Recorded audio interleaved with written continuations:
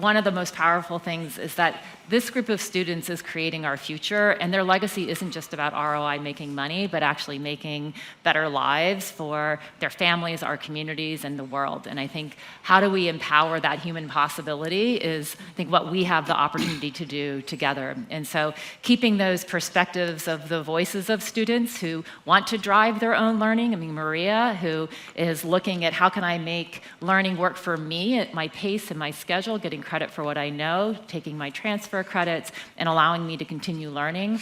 Or Divine, who wants to own his own growth and have competency recognized in ways that can help him own exactly where he's going and when. And then certainly Stacy, who really for 30 years was a physical therapist, and now is able to take that and translate that into whole new careers. And of course, Charles, who reminds us that every day we should be thinking about inclusivity and what does that mean to bridge digital and opportunity divides. So just very grateful for that, and I'm sure we can pull some of those and other learnings into our discussions. What we have here this morning is an incredible group of digital innovation leaders who are academic leaders who see a vision for a new future. They're visionary people who break frame, we talked about this morning, breaking models for how to deliver education in new ways. I think we can't think about how do we automate the old, but we need to create the new. And so these leaders, at the same time, while have bold visions in what they're doing, they also have practical execution on the ground to make things happen. So, in this moment where certainly student demand should be anchoring and driving what we're needing. We're also seeing economic opportunity is shifting dramatically, and AI is playing a role in how we can reshape all of this. So in our discussion this morning, we're going to dive into all of that from the vantage points of the institutions that they lead. And so we'll share a little bit about that and then try to go much deeper into how do we actually turn those visions and those strategies into practical digital innovation solutions on the ground. So Courtney, I'm going to start with you, and we all have heard and learned about WGU's impressive presence and scale about how to drive innovation, and I'm curious, how do you think about how you do that and what you learn, especially as AI is coming into the fold, of what really matters, what could go wrong, and how do you think about that in the context of your institution? Sure. Well, I would just say first and foremost that listening to our students and the student voice is at the center of what we do. So making sure we truly understand the experience. Like you heard Stacy say, yeah, she needed her mentor like once a month, whereas Maria said she's relying on that mentor continually. So it is about the listening to the student and adapting our model for students. Yesterday, we actually celebrated a really important milestone for WGU. We awarded our 500,000th degree. Wow. So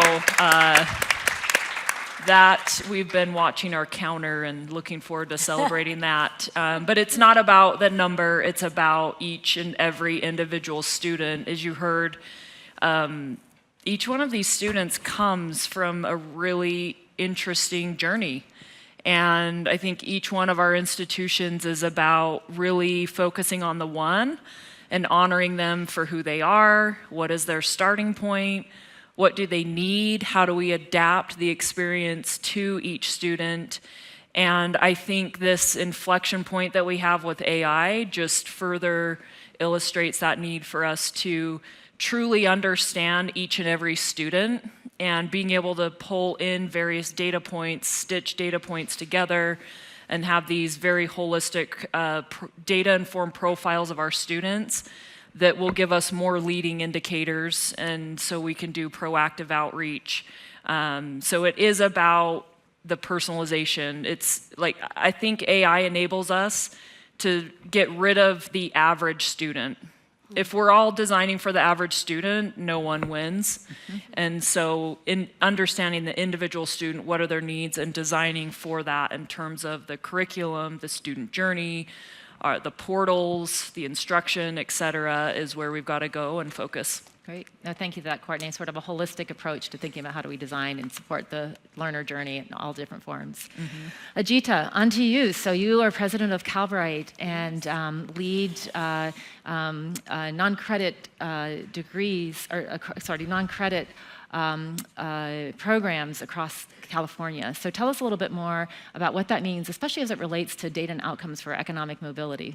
Absolutely. So for those of you who don't know, Calbright College was an interesting experiment that California started a few years back. And the idea of it was, how do you actually purpose-build a public institution that is designed uniquely around learners who are disconnected from access to good jobs and access to educational opportunities. And it's been a true privilege to lead an institution like that, largely because what we get to be is guided by the goals of our learners. And so when we think about it, we are asking this question when you talk to regular, typical institutions, traditional institutions. There's a lot of talk about credits, right? Non-credit, credit. There's a sort of profile for this. When you talk to employers, the conversation is constantly around skills. I don't have the skills, or I need better skills coming out of the educational system to align with what I need to run my business.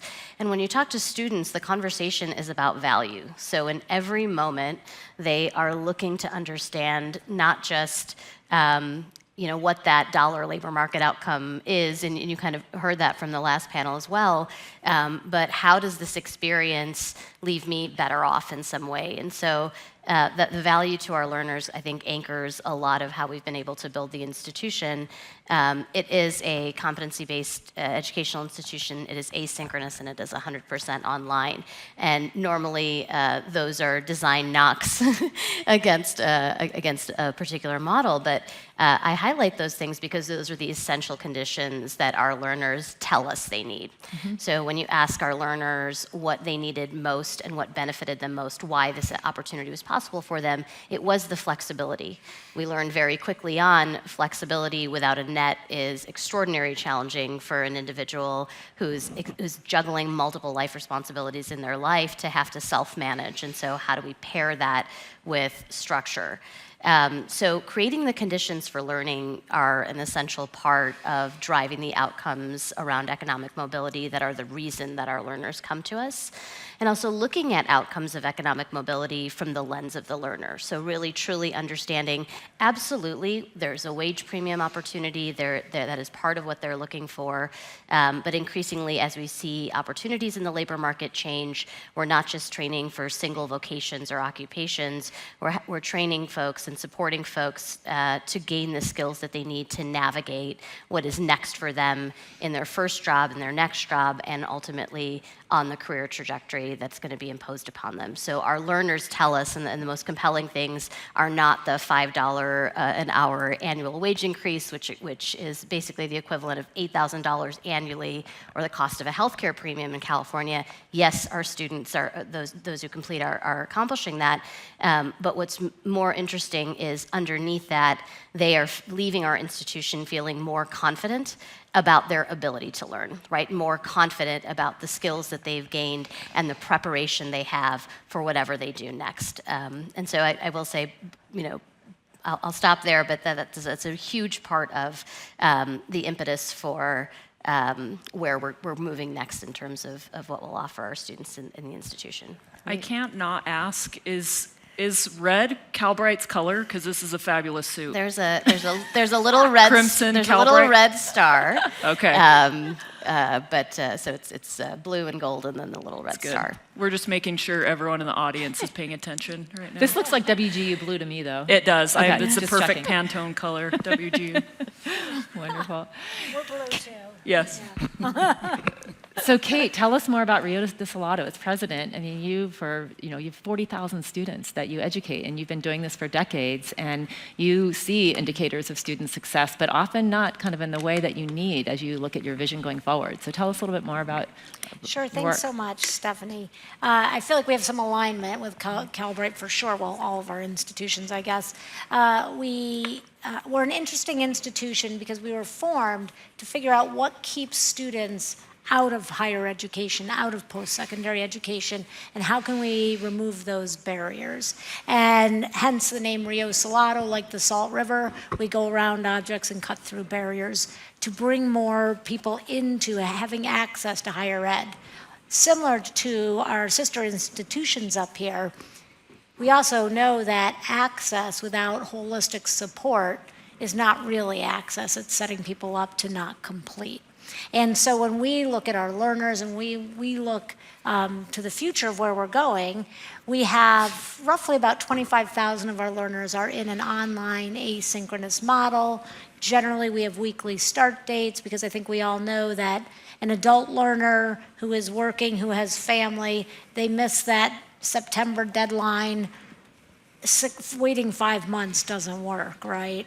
So they can just start 2 weeks later instead, or 1 week later.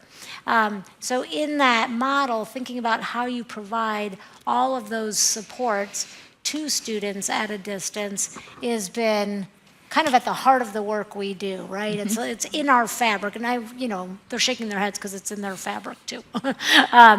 This is where we spend our time listening to our learners, and I think you alluded to that, Ajita, as well, and asking them, understanding what's now getting in the way today, what are the struggles today, and how do we address those in new ways, using new technologies to continue to make post-secondary education accessible and relevant and affordable for today's learners. I think one of the things that we're really focused on among, many, is really thinking about those on-ramps and off-ramps, and how do we get better and better about making smooth on-ramps, smooth off-ramps. We know we have learners who can't commit to a year, 2 years, 4 years, all at one time. I think the competency-based model is fantastic, and also we do a lot of work in that micro-credential space. Those are those kind of, very theoretically call them chunks of learning, but we really chunk our curriculum into shorter and shorter pieces that have meaning, relevant influence in somebody's life to succeed in the marketplace and the workforce, but won't take them 2 years, and then they can come back and continue to grow. So I think I'll stop there, but I really want to talk about some of the ways that we look at how learners are succeeding, so maybe we can come back to that. Yeah, would love to do that. Bill, as the inaugural dean at Georgia Tech for the College of Lifetime Learning, you have a bold vision of PK through gray and this sort of infinity loop of how learners will be able to succeed on a more continuous pathway. So tell us more about where you're kind of breaking frame on models and where you see digital innovation as either discrete or continuous, and what does that mean as you execute against your vision? Thank you, Stephanie. Appreciate that. Good morning, everyone. So I'll give a bit of background about the College of Lifetime Learning, which I was very happy 9 months ago to be appointed the inaugural dean, and then later named myself the CEO because we're facing so much corporate work. So I will briefly say that the College of Lifetime Learning is really an innovative space within a legacy institution of very high standing in higher education. Georgia Tech is a top 25, public Ivy. Do we have any Yellow Jackets in the room? Okay. Well, we'll work on that. Eventually, we'll all be Yellow Jackets. But the idea is that we're trying to create an innovative hub that takes all of the learning apparatus that exists within Georgia Tech currently and exports it through an accessible and innovative platform. So that platform for us, the new platform that we're launching this month that we just gifted to all the graduates of Georgia Tech, some 7,300 of them, is a learning subscription called Georgia Tech Infinity. And it does just that, which it's like we know the learning journey is long. We know that social and technological change will be myriad in your career and lifetime.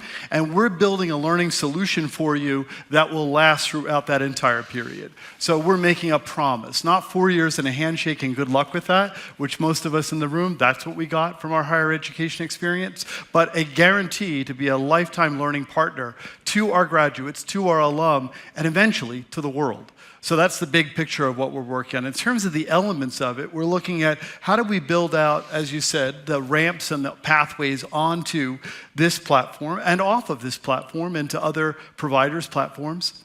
so that we can honor the idea of the learner as sovereign. And I love Divine pointed this out earlier in the panel, the idea that having control over your learning and being honored and recognized and respected as a sovereign learner is an essential piece to learning that higher ed, frankly, has gotten wrong for centuries. It's always been about, this is the set piece curriculum, this is what you'll do, it's very command and control, rather than saying, how do we take the strengths that you have, build them, and support your learning across your lifespan, rather than filling the tank once and then hoping it lasts, being there intentionally with supports at every inflection point, at every pivot point, so that institutional learning can be brought to bear on your career path at every point that it's needed. So that's the big vision that we're working on. The smaller version of that is Georgia Tech Infinity, which is the platform, or what I'm calling our Amazon Prime.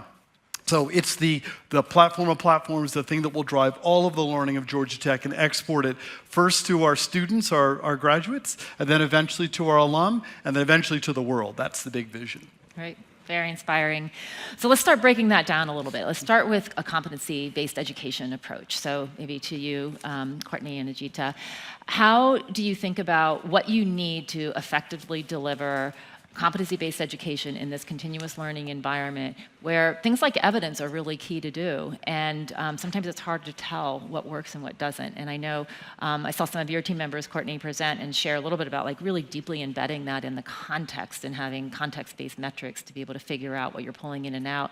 But that's just one example of what does it take in a competency-based approach. But tell us more about how you think about making sure that we're in fact helping these learners on a continuous journey. It's great. Well, partnership with Axum and Rio Salado and some other institutions where we're coming together as a learning community, with assessment being the core foundation of a competency-based education model. That is our number one focus in the coming years, especially with AI.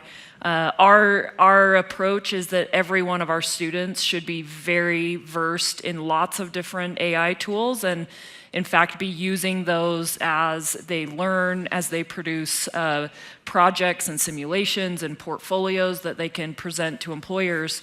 But as a higher ed industry, we are all at this precipice of really needing to create learning and assessment that truly assesses a student's learning while also promoting them to use these new tools, which they will just have to be able to use to be effective in the job market and in the workplace. And so it is about creating new types of assessment models. And my awesome team here, our program development, our engineers that contribute to the Open edX community, they're all working very hard on creating these new types of course designs and continuous assessments so that we can be continually assessing a learner.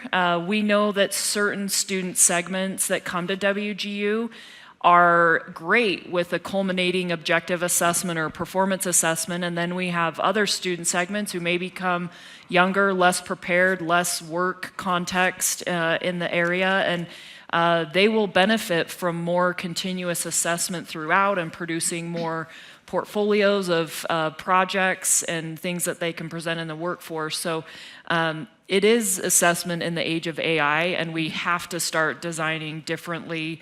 And we're excited to be testing some of these new assessment designs with the rollout of, we've created a set of new gen ed courses that really promote this use of AI in learning and producing projects and materials, and we'll have new continuous assessment designs in those courses. So in 6 months, we'll come back and be able to share more concrete things that we're seeing among the thousands of students that will start using these types of assessment. Great. Yeah, wonderful. I love that. We're also anchored as an institution focused on direct assessment mastery.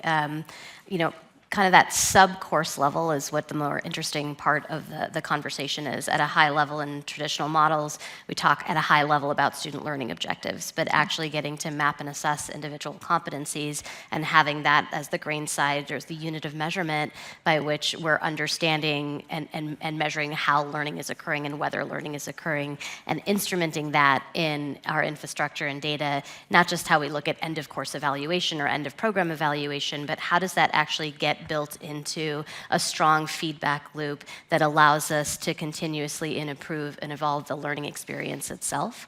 And I think that's the premise of the opportunity with competency-based education when you deliver it in a high-fidelity way. Is that assessment becomes these really important, independently verified data points that help drive the quality of the experience that the learner is having. I think the other part of that is key is when we talk about it in the context of AI is ensuring that we're reminding ourselves that there's a human creation of the standard that is essential to hold the line on. So I think when we talk about the opportunities for that development to happen in more rapid cycle, we have to continue to anchor to that faculty, to that person who is helping establish the standard, even if AI can accelerate the design, the feedback loop, and the pieces that make sure that the learning is happening in a more rapid pace and our learners are benefiting from the outcomes of those things. So I think those are two key features that I think are really important. And then the last one I'll say is, and this is consistent with what we've been in conversations about, is the idea for there to be learning that is portable, that also can translate within not just the education marketplace, but also the job marketplace. And the education marketplace is probably a harder nut to crack on the translation, largely because we have such fixed structures around 120 credits set for a degree or 60 credits set for the associate's degree. And it is not a matter of just shuffling the deck chairs to say, okay, in my institution, we have 6 credits that a student gets with a technical certification, and fitting that into a then 120 credit set that has to be the way that typical articulation happens. How do we push beyond that to look at how learning can be accelerated, how credential attainment at higher levels, including degree levels, which is still the coin of the realm for most folks on their economic mobility career journey, how do we accelerate those pathways? How does the durable skills built in an institution and in a programmatic area, like the work we do at Calbright, translate to help a learner carry the football the fastest and the farthest into the baccalaureate market, things like that.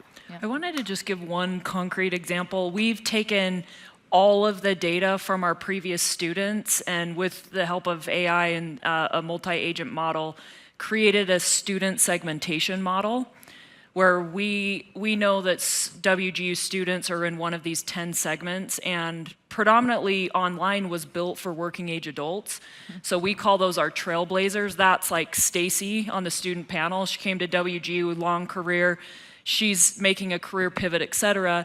Stacy would be really well equipped to do more direct assessment because she has the knowledge, the nomenclature, the experience from the field.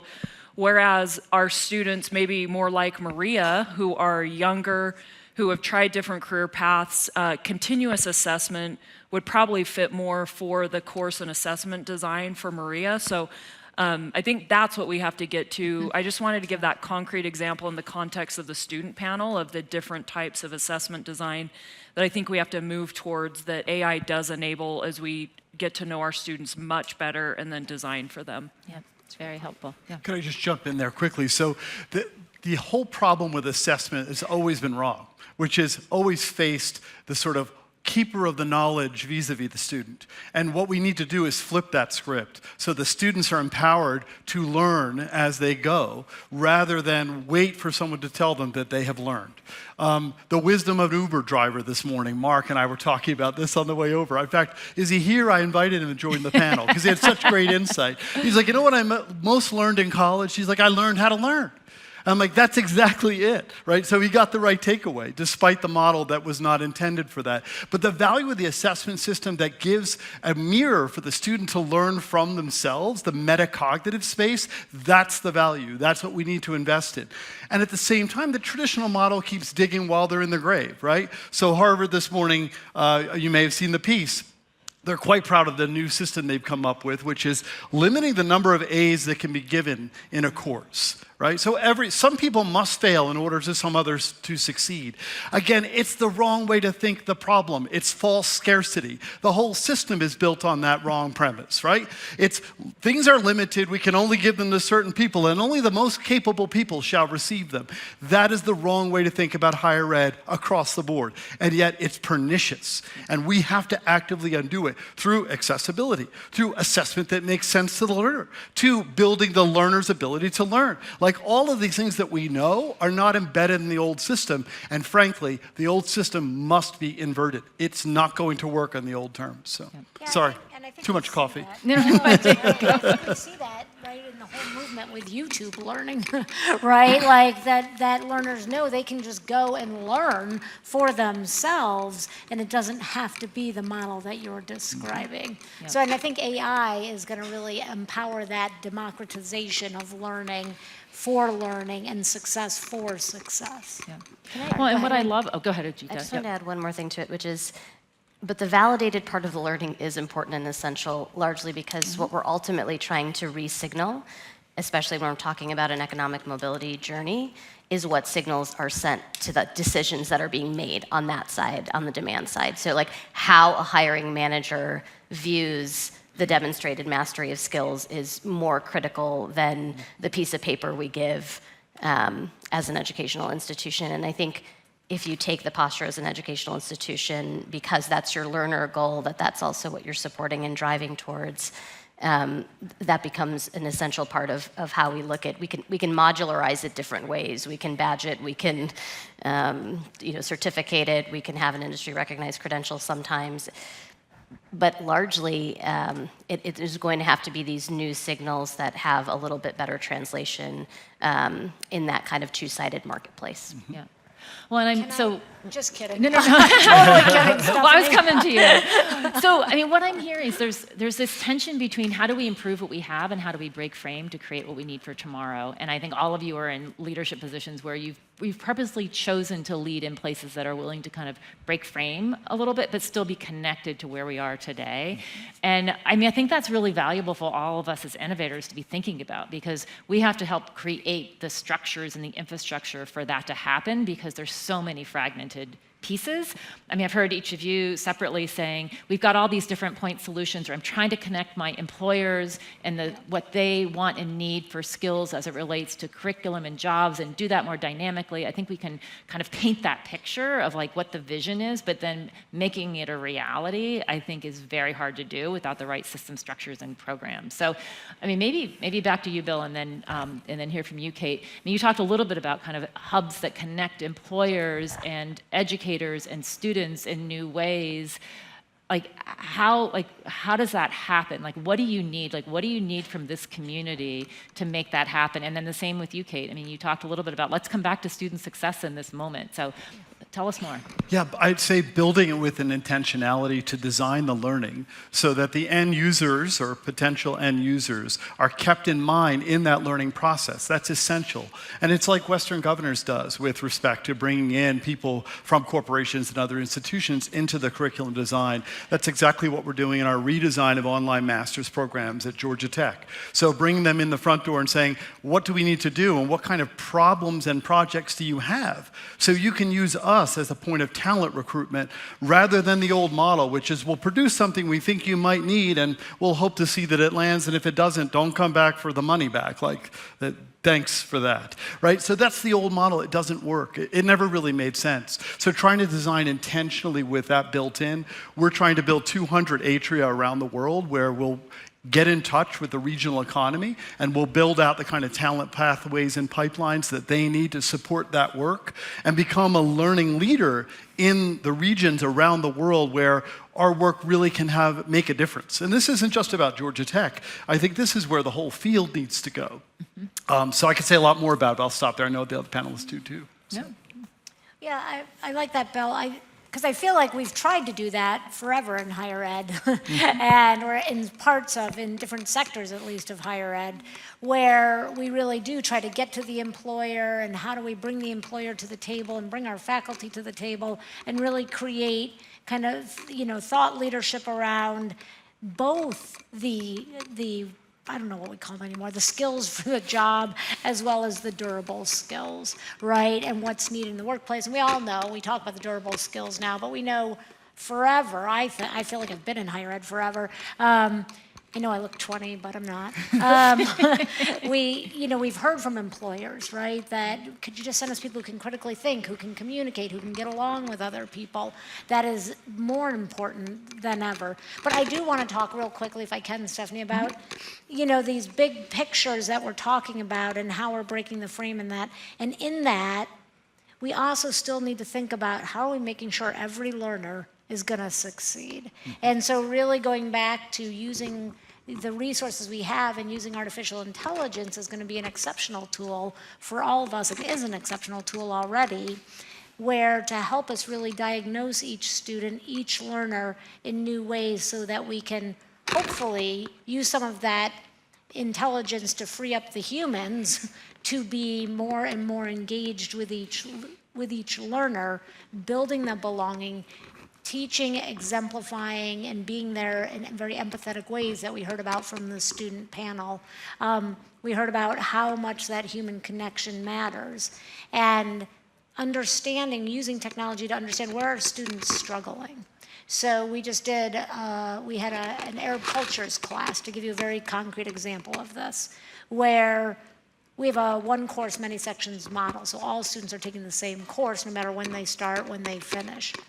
And we could look at, we've built these dashboards for our faculty where they can see where are you losing the most students in this class. So then they identified, gosh, they all seem to be doing pretty well at week 4, and then they all leave at week 5. What's going on?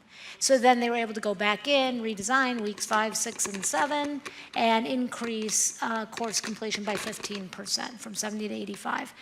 Why does that matter? Because that 15% are people who are now completing another course and not dropping out of school and gaining more knowledge, more growth towards whatever that goal is of where they're trying to get to. Yeah.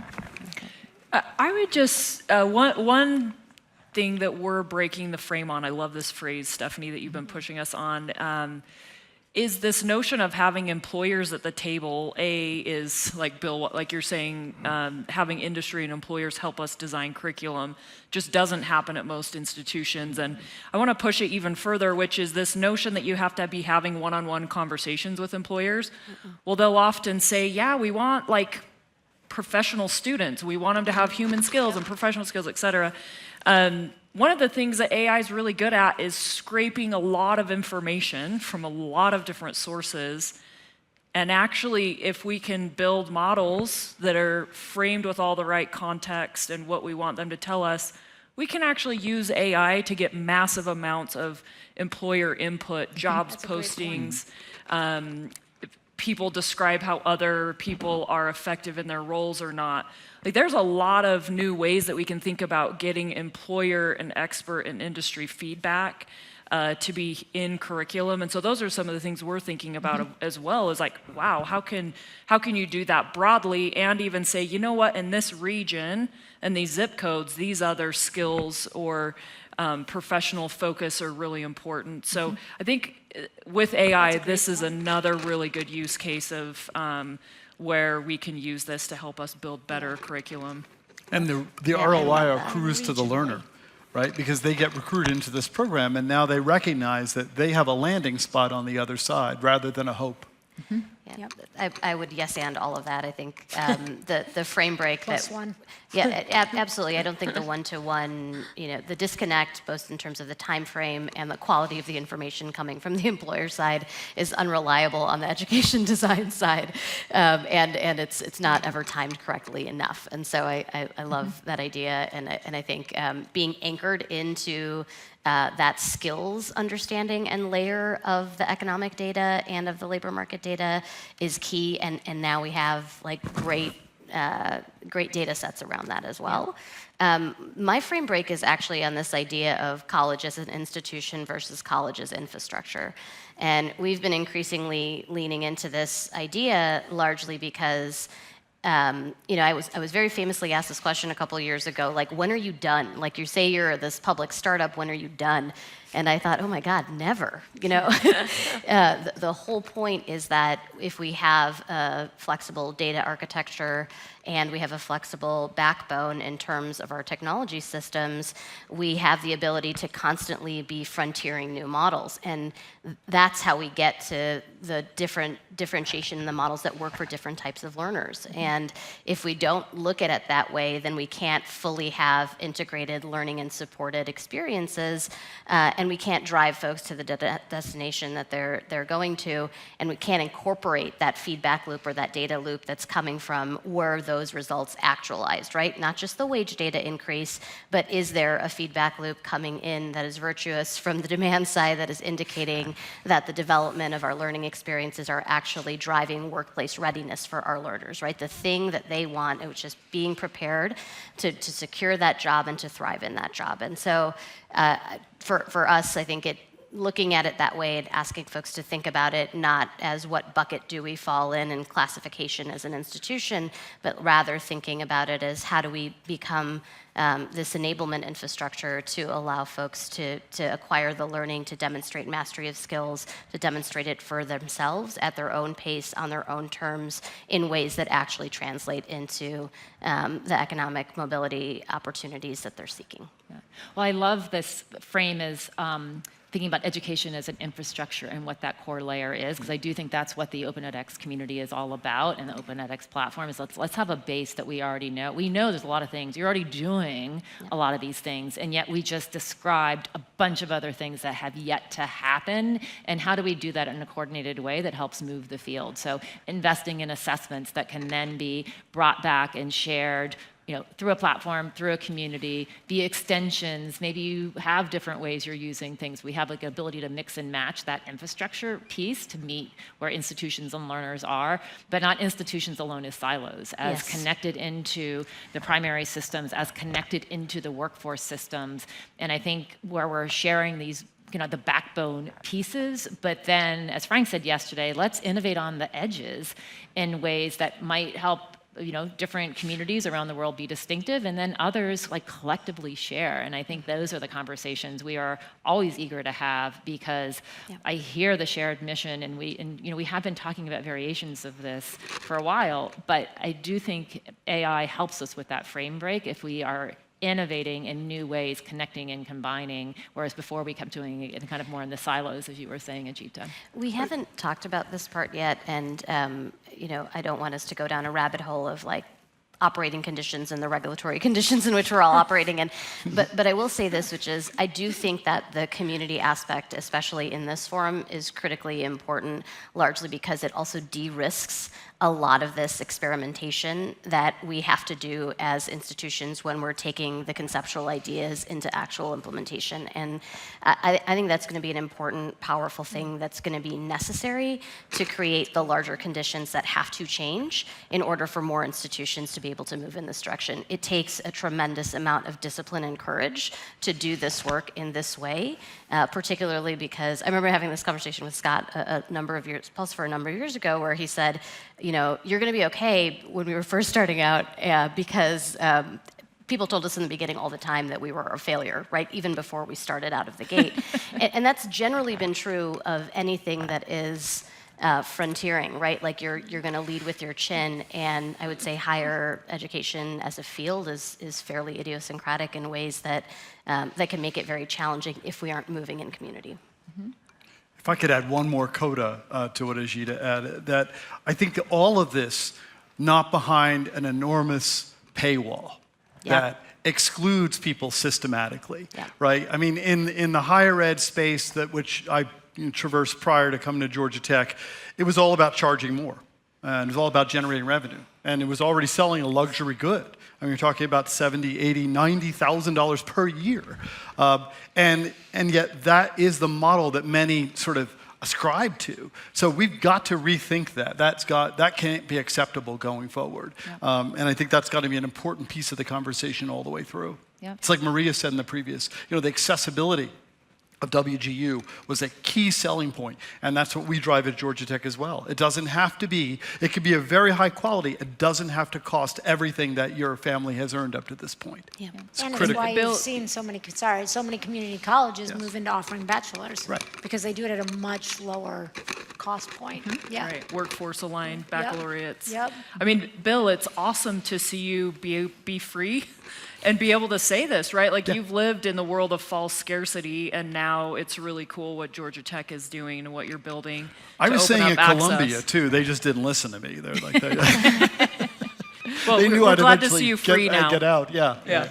Right, right. Well, and this is where, 90% of the students are in broad access here and around the globe, and that's who we should be designing for first, and that's not where all the funding goes in order to do that design. And so, innovating first for those who could benefit most, I think, is one of the core tenets of what we do. So I think we're rounding towards the end of our time, but as we think about wrapping up, maybe you can share, each of you share a bit of what your hope is and what your kind of sort of thoughts or advice you might have for this community as we think about helping to steward the future together. So kind of a hope for the future and advice that you'd like to either give or also receive. You can ask a question too. So maybe I'll start with you, Kate. Yeah, you look like you're I ready just to go. want to start with the advice would be I loved how you captured this. Push through being told you're going to fail. Push through being told it's not going to work. Do what's right for learners. Do what's right for helping us really fight poverty is what I'm going to say. Help us fight injustices. It happens through education.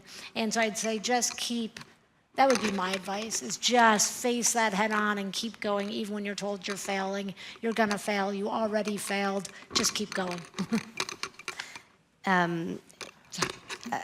I would seek advice on this because I think what needs to be normed is the naming of the learning.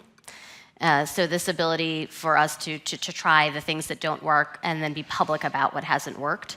And so more forums and spaces for the conversation to be around that vulnerability, I feel like is really important, because otherwise we're constantly innovating, showing what's best and not what's hard about this work and what's messy about it. Mm-hmm. I would say be bold and be audacious. And I say that very intentionally, because I think the tendency is to do the opposite. Play it safe, don't go too far out on a limb. And I think those diminished expectations get us to where we are today. And we know how to make this better, and we need to be bold and audacious to that end. When I took the job 9 months ago, they said the goal was for us to double our learners. We currently have some 75,000 or so learners inside the learning apparatus of the College of Lifetime Learning. I'm like, that is not bold, that is not audacious. We're going to do 25 times that in 10 years. We're going to do 5 million. That's a number that people could wrap their heads around. That's the populations of the state of New Hampshire. I'm sorry, not New Hampshire, Vermont, South Dakota, North Dakota, Wyoming, Alaska, and Delaware, right? That's bold, and that's what all institutions need to do. Georgia Tech can't do that on its own. We have to be bold and audacious in the goals that we set and really be intentional about working towards those goals. I would much rather do that than set incremental growth. That's great.